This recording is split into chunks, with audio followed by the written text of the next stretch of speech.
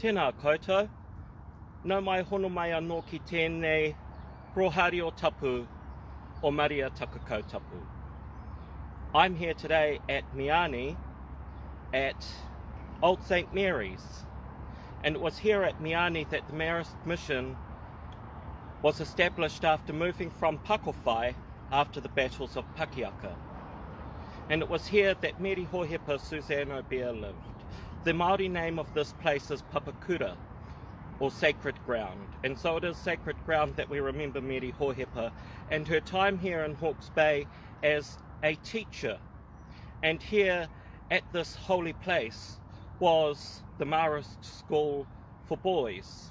And many Māori boys were educated here by Mēri Hōhepa, my own ancestor Paraire Tōmoana, Sir James O'Carroll, Waimarama Pūhara, and many others who were taught by Suzanne Aubert as a child.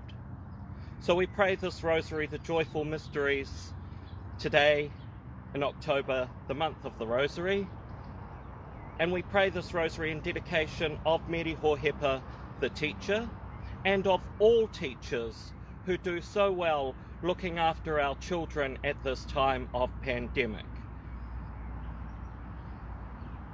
Thank you to all teachers and people who share education with others. Ki te ingoa te mātua te tamaiti o te wairu a tapu, Amine. Haere mai e te wairu a tapu, whakaki a te ngākau o a tangata whakapono, whakauri ai roto i a rātou te kāpuro o tō aroha. Tōnoa mai tō wairu a ka hangahotia o mātou ngākau, ka whakahotia te mato te whenua. E te atua nau i whakamatau te ngākau o a tangata whakapono mā te maramatanga o te wairu a tapu. Ho mai ki a matau mātou ki ngā mea tika matau a wairu a kia hari tonu mo te māriatanga e tukua mai anei ia. Mātou mātou ariki ma Hēhu karaiti Amine. E te kuini o te rohari o, mana ki tia mai o tamariki. Awe, awe, awe, Maria, awe, awe, awe, Maria.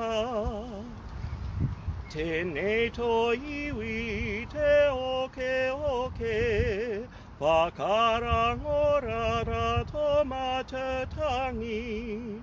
Awe, awe, awe, Maria, awe, awe, awe, Maria. E whakapono ana hau ki te atua ki te mātua kaharawa kai hango te rangi me te whenua. A ki tāna tamaiti huatahi hoki ki a Hēhu karaiti tō tātou ariki. I whakāhuatia e te wairua tapu, i whānau i te takakau i a Mēri. I whakamamaitia i ngā rā i a pono te o pīrato. I ri pekatia i mate i tanumia i heke ki te iweri. I ara ake i te hungamati i te toru o ngā rā i kake atu ki te rangi. A e noho ana ki te ringamatau o te atua mātua kaharawa. Ka hoki mai anō ki te whakawā i ngā tanga tōre i ngā tanga tamate. E whakapono ana hau ki te wairua tapu ki te hāhi tapu katorika, ki te kotahi tango o te hunga tapu, ki te whakakāhore tango o ngā hara, ki te aranga ake o te tinana, ki te oranga tonutanga, Amine. E tō mātou matu i te rangi kia whakatapu ato ingoa, tūkua mai tō rangatiratanga kia whakarite ato hia i te whenua pēne me te rangi. Ho mai ki a mātou ai nei tō mātou taro ngā rā katoa kia wareware koe i o mātou hara. Me mātou hoki e wareware ana i te hara o te hungi kino ki a mātou au e tukua mātou ki te whakawaenga o tira whakorangi a mātou i te kino. Amine. E Mēri manua kapa tahi e inoi ana mātou mō ngā hua whakapono. Awe Mēri ki ana I te keratia kia koe te ariki, ko koe whakapainga ni ngā wāhine a, ka whakapainga o hoki a Hēhu te o tō kōpū. E hata Mēri te mātua o te atua I noi koe mō mātou Hēhu ngā haraia ne a I tauro tō mātou matingarawa mine. E Mēri e whakaahua tia harakore tia, e inoi ana mātou mō ngā hua tūmanako. Awe Mēri e ki ana I te keratia kia koe te ariki, ko koe whakapainga ni ngā wāhine a, ka whakapainga o hoki a Hēhu te o tō kōpū. E hata Mēri te mātua o te atua I noi koe mō mātou Hēhu ngā haraia ne a I tauro tō mātou matingarawa mine. E Mēri hine nui o te ao, e inoi ana mātou mō ngā hua aroha. Awe Mēri e ki ana I te keratia kia koe te ariki, ko koe whakapainga ni ngā wāhine a, ka whakapainga o hoki a Hēhu te o tō kōpū. E hata Mēri te mātua o te atua I noi koe mō mātou Hēhu ngā haraia ne a I tauro tō mātou matingarawa mine. Gloria ki te mātua me te tamaiti me te wairua tapu. Me te timatanga no kia pēra hoki aia ne a kia pēra kia I ngā taumutunga kore a mine. Ko te Mihiteri hari mātahi, the first joyful mystery. Ko te whakapuakanga o te āhere ki a Mēri, me whakatangata tia te tamaiti a te atua. The Annunciation. God takes flesh in the womb of Mary. In her, God had prepared a special kānga ahi, a fireplace capable of receiving the fire of divinity. In her, the burning bush began to form. Ano ka tomo ki te whare o Maria, whakamihi ana te karere tapu. Awe, awe, awe Maria, awe, awe, awe Maria. Kati te ōkaka Tēnei a Hēhu, mau e hoatu ki te ao mate. Awe, awe, awe Maria, awe, awe, awe Maria.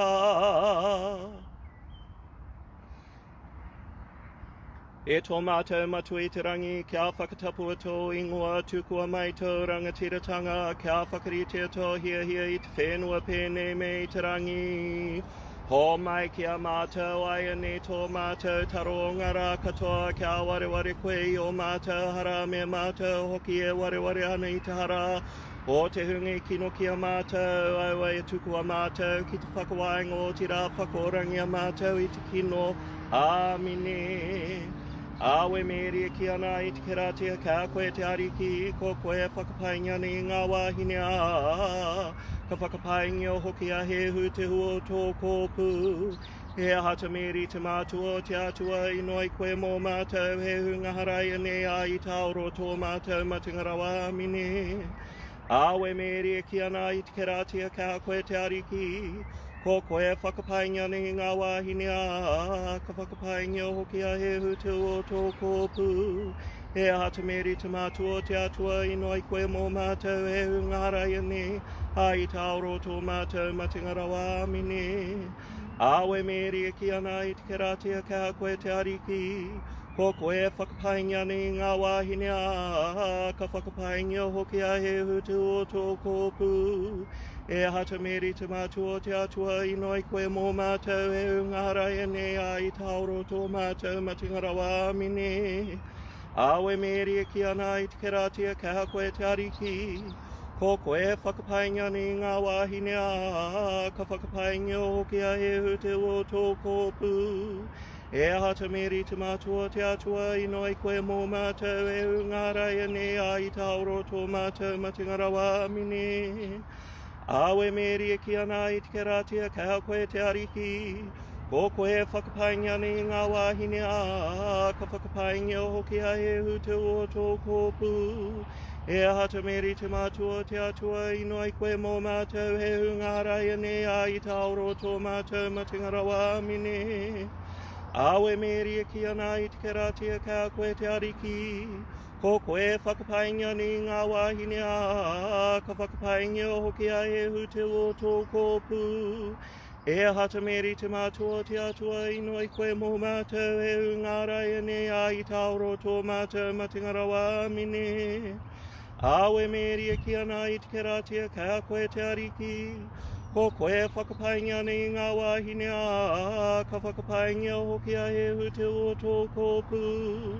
E hata Mēri te mātua te atua ino i koe mō mātou Hēhu ngā raya ne a i tauro tō mātou matingara wā mine. Awe Mēri e ki ana i te keratia ka koe te ariki. Ko koe whakapainga ni ngā wāhine a, ka whakapainga hoki a Hēhu te o tō kōpū. E hata Mēri te mātua te atua ino i koe mō mātou Hēhu ngā raya ne a i tauro tō mātou matingara wā mine. Awe Mēri e ki ana i te keratia ka koe te ariki. Ko koe whakapainga ni ngā wāhine a, ka whakapainga hoki a Hēhu te o tō kōpū. E hata Mēri te mātua te atua ino i koe mō mātou Hēhu ngā raya ne a i tauro tō mātou matingara wā mine. Awe Mēri e ki ana i te keratia ka koe te ariki. Ko koe whakapainga ni ngā wāhine a, ka whakapainga hoki a Hēhu te o tō kōpū. E hata Mēri te mātua te atua ino i koe mō mātou Hēhu ngā raya ne a i tauro tō mātou matingara wā mine.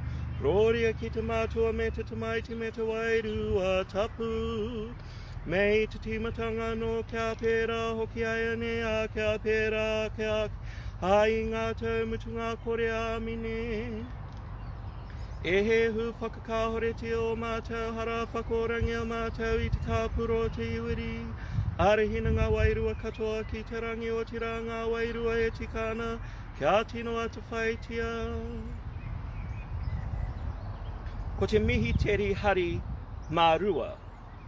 The second joyful mystery. Ko te haerenga o Mēri kia eri hāpiti. Te ahi kā o te wairua tapu was not yet visible, and yet from under the heart of Mary it leaped across the space and enveloped John the Baptist in its flames as he lay under the heart of his own mother, Saint Elizabeth. So began John's career as a burning and shining light. Pohoro e Maria ki tō tuakana ka wea Hēhu tohu a miharo. Awe, awe, awe Maria, awe, awe, awe Maria. Kia mihi a mai eri hapeti kia tapu ai ta na tamaroa. Awe, awe, awe Maria, awe, awe, awe Maria. Our Father who art in heaven, hallowed be thy name. Thy kingdom come, thy will be done on earth as it is in heaven. Give us this day our daily bread, and forgive us our trespasses, as we forgive those who trespass against us. And lead us not into temptation, but deliver us from evil. Amen.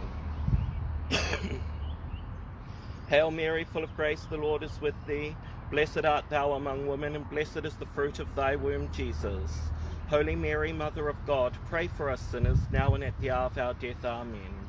Hail Mary, full of grace, the Lord is with thee. Blessed art thou among women, and blessed is the fruit of thy womb, Jesus. Holy Mary, Mother of God, pray for us sinners, now and at the hour of our death. Amen. Hail Mary, full of grace, the Lord is with thee. Blessed art thou among women, and blessed is the fruit of thy womb, Jesus. Holy Mary, Mother of God, pray for us sinners, now and at the hour of our death. Amen.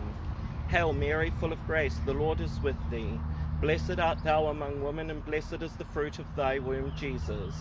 Holy Mary, Mother of God, pray for us sinners, now and at the hour of our death. Amen. Hail Mary, full of grace, the Lord is with thee. Blessed art thou among women, and blessed is the fruit of thy womb, Jesus. Holy Mary, Mother of God, pray for us sinners, now and at the hour of our death. Amen. Hail Mary, full of grace, the Lord is with thee. Blessed art thou among women, and blessed is the fruit of thy womb, Jesus. Holy Mary, Mother of God, pray for us sinners, now and at the hour of our death. Amen. Hail Mary, full of grace, the Lord is with thee. Blessed art thou among women, and blessed is the fruit of thy womb, Jesus. Holy Mary, Mother of God, pray for us sinners, now and at the hour of our death. Amen. Hail Mary, full of grace, the Lord is with thee. Blessed art thou among women, and blessed is the fruit of thy womb, Jesus. Holy Mary, Mother of God, pray for us sinners, now and at the hour of our death. Amen. Hail Mary, full of grace, the Lord is with thee. Blessed art thou among women, and blessed is the fruit of thy womb, Jesus. Holy Mary, Mother of God, pray for us sinners, now and at the hour of our death. Amen. Hail Mary, full of grace, the Lord is with thee. Blessed art thou among women, and blessed is the fruit of thy womb, Jesus. Holy Mary, Mother of God, pray for us sinners, now and at the hour of our death. Amen. Glory be to the Father, and to the Son, and to the Holy Spirit, as it was in the beginning, is now, and ever shall be, a world without end. Amen. O my Jesus, forgive us our sins, save us from the fires of hell, and lead all souls to heaven, especially those most in need of thy mercy. Jesus, I trust in you. Ko te Mihiteri hari mā toru, the third joyful mystery. Ko te whānautanga mai o Hēhu karaiti tō tātou ariki ki Pētere Hema. The birth of Jesus. Jesus became visible, but his human flesh would conceal the burning ahi kā of his Godhead. But the burning begins of introducing a power that would in the end burn away the weak, imperfect elements of this world, the alloys, the impurities, and let remain the solid gold, the beauty of the world, the reflection in the world of God who made it in his image. I te poto ke ki Pētere hama, kia whānau a Hēhu te kai whakaora. Awe, awe, awe Maria, awe, awe, awe Maria. Ka hari te rangi, Kati te whetu, ka te renga o pe ki te kawe mihi. Awe, awe, awe Maria, awe, awe, awe Maria. E tō mātou matua I te rangi, kia whakatapu ato ingoa, tūkua mai tō rangatiratanga, kia whakarite ato hia I te whenua pēnei mei te rangi. Ho mai kia mātou ai ane tō mātou taro ngā rā katoa, kia ware koe o mātou hara me mātou hoki, e ware ana I te hara o te hungi kino kia mātou, au e tukua mātou ki te whakawainga, o tira whakorangi a mātou I te kino, Āmine. Awe Mēri ki ana I te keratia, kei a koe te ariki, ko koe whakapainga ni ngā wāhine a, ka whakapainga o hoki a Hēhu te o tō kōpū. E hata Mēri te mātua te atua I noi koe mō mātou Hēhu ngā haraia ne a I tauro tō mātou matinga rawa, Āmine.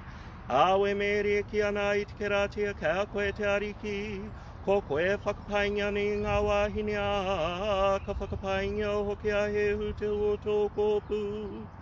E hata Mēri te mātua te atua I noi koe mō mātou Hēhu ngā haraia ne, a I tauro tō mātou matinga rawa, Āmine.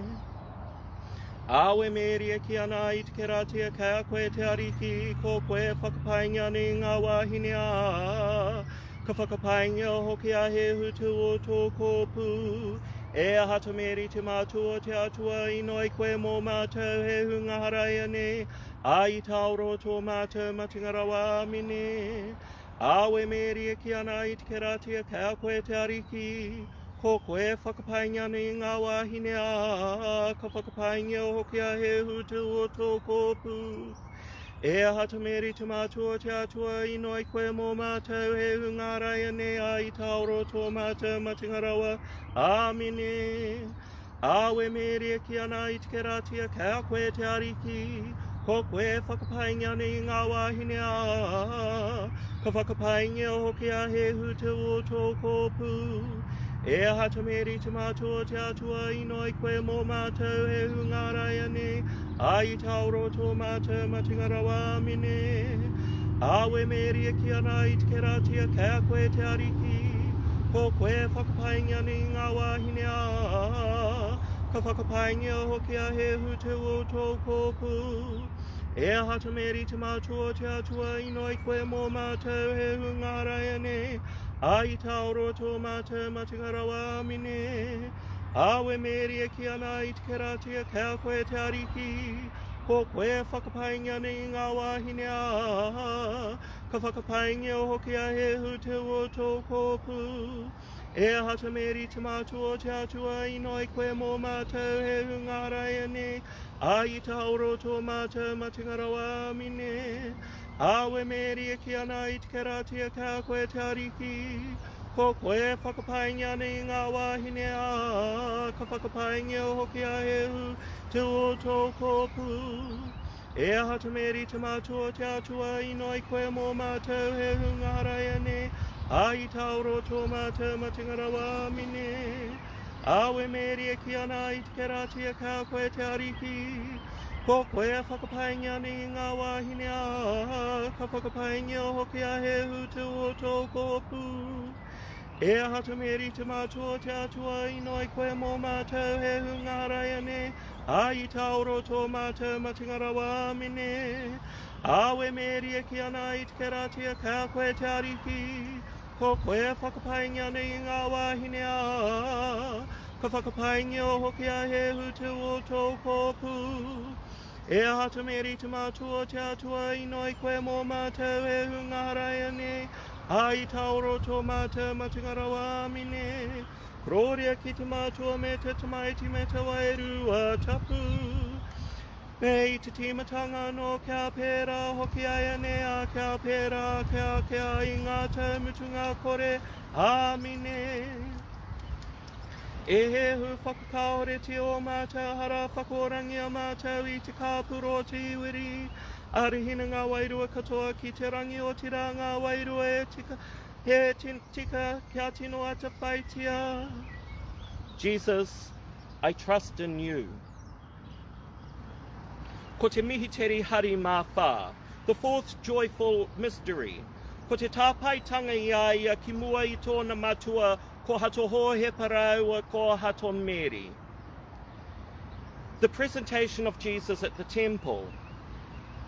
Here we get the hint that the operation will not go ahead without opposition. There will be pain and sorrow caused by this, but in the end it will only lead to a greater brightness in the all-conquering fire. Ka taea Maria ki te me para, kia ri te rawa te ture a mohi. Awe, awe, awe Maria, awe, awe, awe Maria. E himi ona e kati ka hokupu, ma te mamai pu o Maria e wero. Awe, awe, awe Maria, awe. Ave Maria.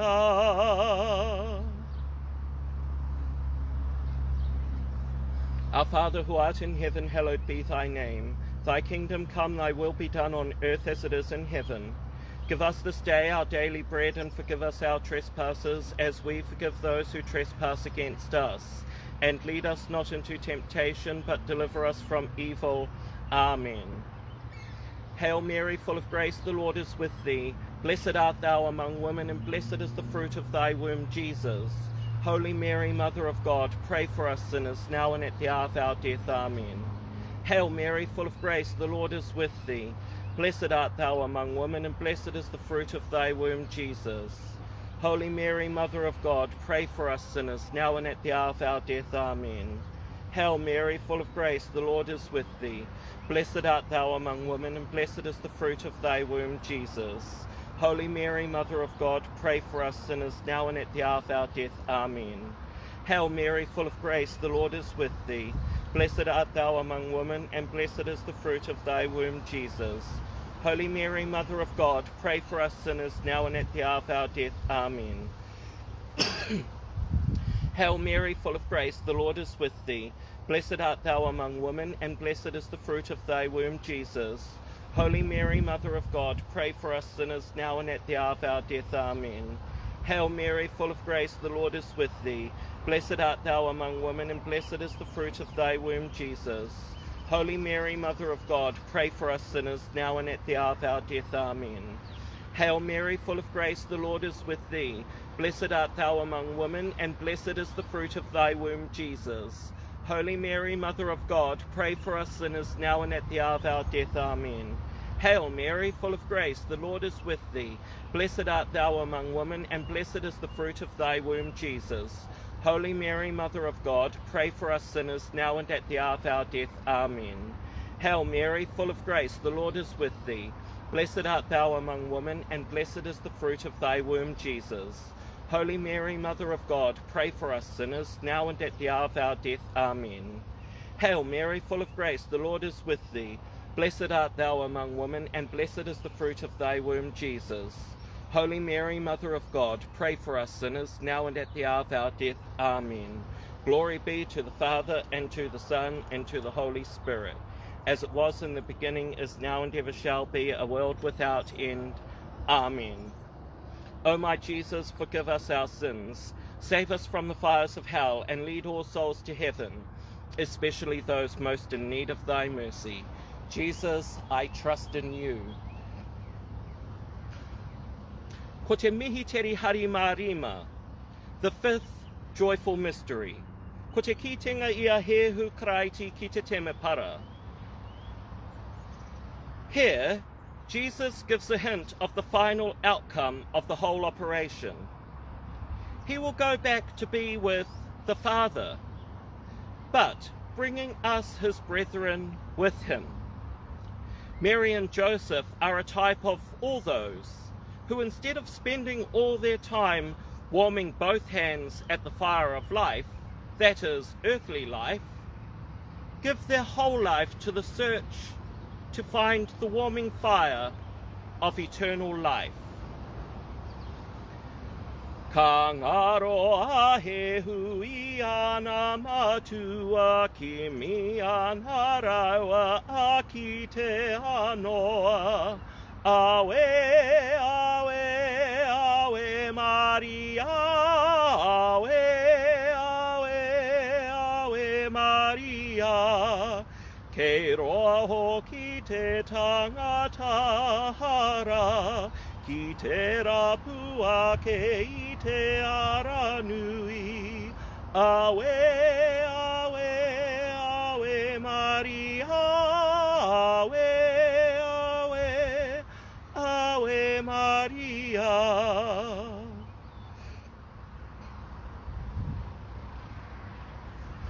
E tō mātou matui te rangi, kia whakatapua tō ingoa tūkua mai tō rangatiratanga, kia whakaritea tō hia I te whenua, pēnei mei te rangi.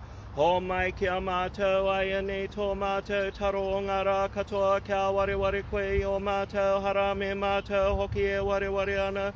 I te ara o te hungi kino kia mātou, au e tukua mātou ki te whakawainga, o te rā whakorangi a mātou I te kino, āmine.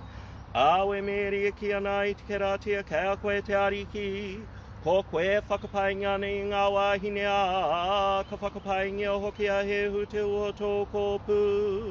E ahata Mēri te mātua te atua I noi koe mō mātou Hēhu ngaharaia ne, a I tauro tō mātou matingara wā mine.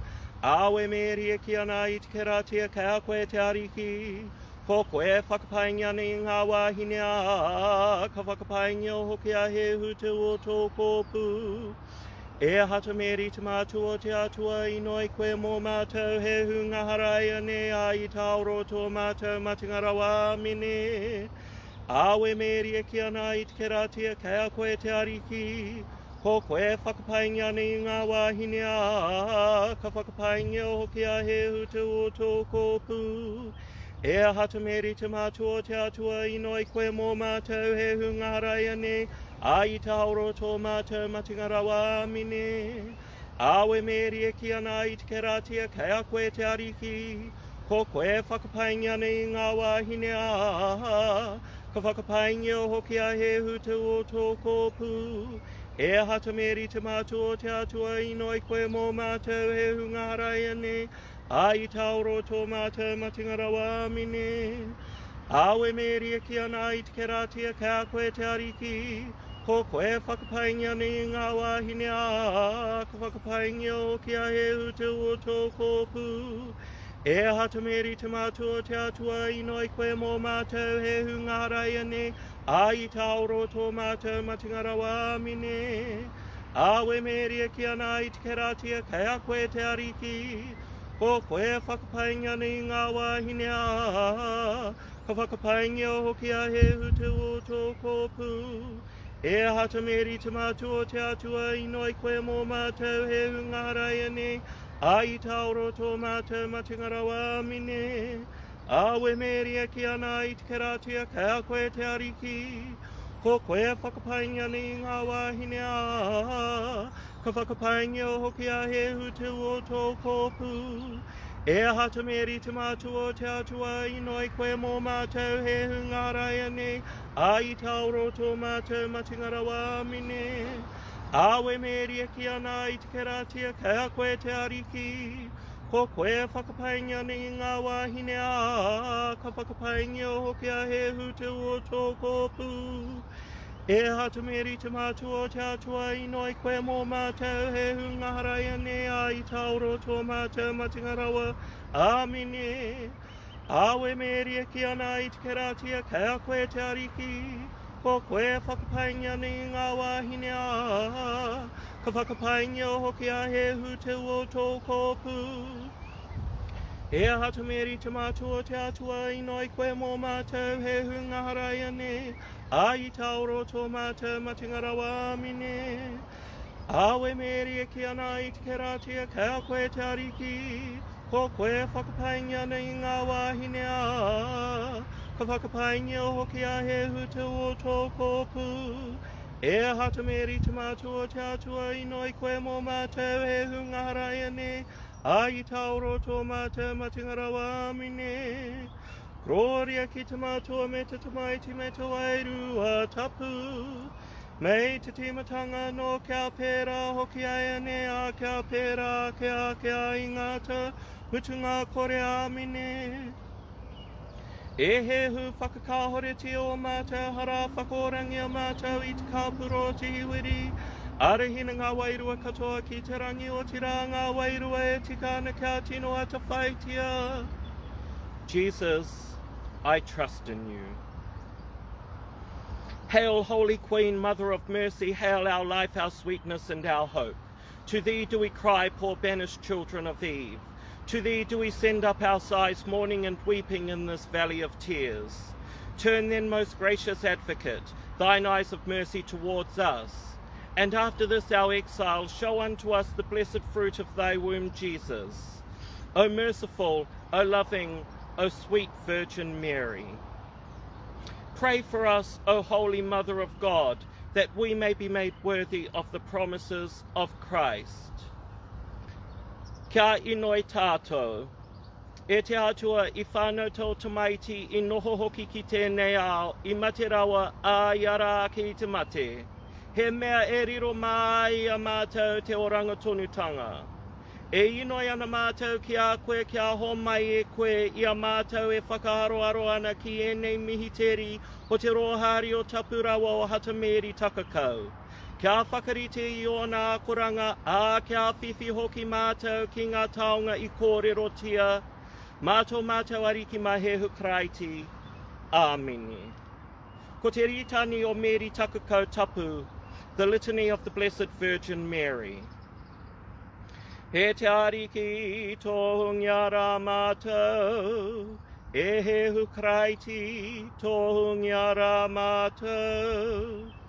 E te ariki tohungi ara mātou, e Hēhu Kraiti whakarangona mai rā mātou, e Hēhu Kraiti whakapaingia mai rā mātou.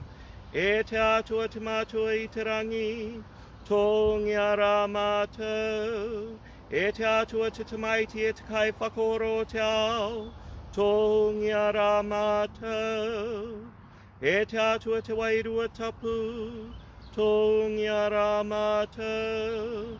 E te atua kotahi i ngā hunga tokotoru, tohungi ara mātou.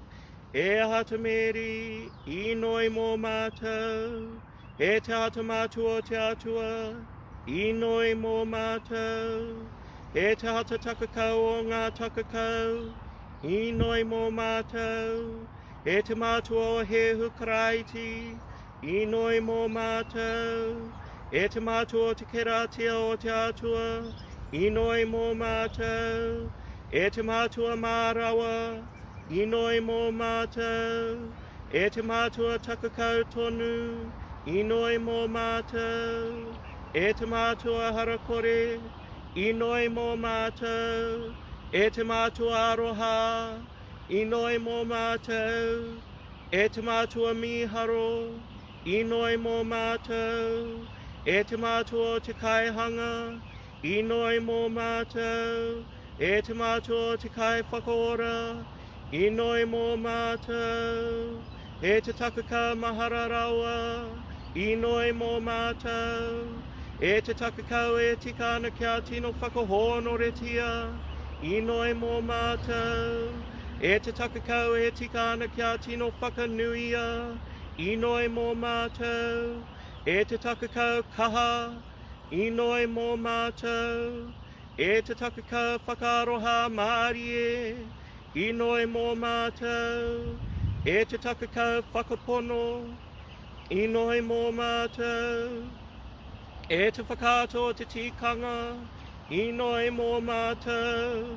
E te nohoanga o te māramatanga, i noi mō mātou.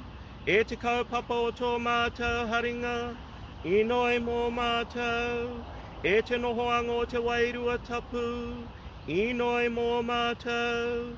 E te nohoanga pai o te keratia, i noi mō mātou. E te nohoanga tāhua o te aroha tapu, i noi mō mātou. E te roha tapu, i noi mō mātou. E te pūharo rāwiri, i noi mō mātou. E te pūhara rei, i noi mō mātou. E te whare koura, i noi mō mātou. E te ako te maunga rongo, i noi mō mātou. E te kuaha o te rangi, i noi mō mātou. E te whetū o te ata, i noi mō mātou. E te whakaoranga o ngā tūroro, i noi mō mātou. E te kahanga o ngā karaitiana, i noi mō mātou. E te kuini o ngā āhere, i noi mō mātou. E te kuini o ngā pateriake, i noi mō mātou. E te kuini o ngā poropiti, i noi mō mātou. E te kuini o ngā pōtoro, i noi mō mātou. E te kuini o ngā maretire, i noi mō mātou. E te kuini o ngā kai whakapua ki te whakapono, i noi mō mātou. E te kuini o ngā takakau I noi mō mātou. E te kuini o ngā hato katoa I noi mō mātou. E te kuini whakāhuatia harakoretia I noi mō mātou. E te re mea te atua, e whakakahore ana I ngā hara o te ao. Hohia mai tō rongo I a mātou.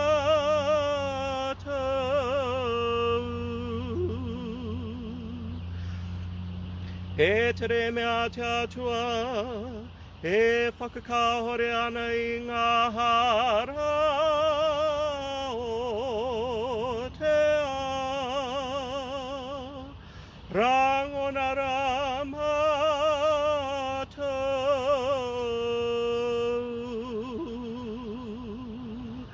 E te re mea te atua, e whakakahore ana I ngā hara o te ao. Tohungia rā mātou.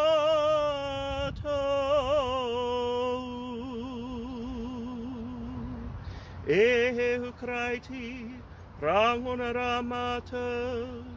E Hēhu Karaiti, tohungia rā mātou.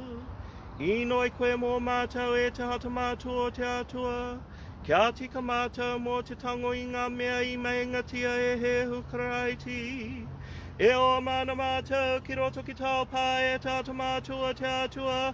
Aua koe e whakakino ki o mātou I noinga I o mātou mate. Engari whakorangia mātou ake ngā mea mātuku katoa e te takakau. I whakakorori ati ai, I whakapaingia mine. Ki te ingoa te mātua te tamaiti o te wairua tapu. Amine.